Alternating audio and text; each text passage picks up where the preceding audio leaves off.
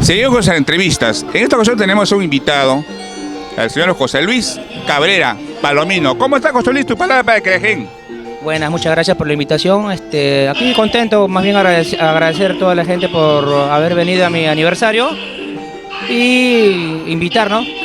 Quedan invitados para Rinconcito Guayucachino aquí en Carapón. Dime, José Luis, ¿quiénes te acompañan en esta ocasión en tu aniversario? Bueno, esta vez tengo acompañado al señor Javier Dolores, Doris Rosell, Roberto Olvín y Los Gigantes. Estará acompañándome los grandes músicos, compañeros del arte, nuevos valores. Y bueno, a seguir adelante con esto, ¿no? Dime, José Luis, ¿esto se amanece o hasta qué hora van a estar de esto? Esto es hasta que compremos pan al siguiente día en la mañana y regresar a la casa con el pancito.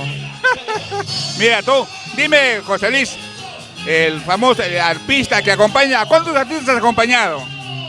Bueno, con toda la humildad y haciendo presente, no te podré decir lo que he acompañado, pero tengo acompañado a artistas de nombre, nuevas, y todo, tanto como acompañamiento como grabaciones, ¿no? Y por eso creo que me comprendo con todos los artistas hoy en el momento.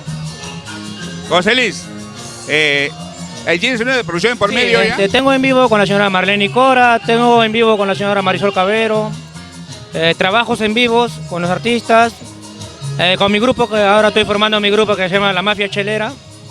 Y bueno, hoy ya lo hacemos presente. Bueno, ¿no? José Luis, estaremos acá hasta la última consecuencia, puesto de pie para Creajén, José Luis. Bueno, muchas gracias para la producción Creajén, agradecimiento con su persona y agradecerle más bien por esta pequeña entrevista. Ok, nos vemos. Gracias. Ya.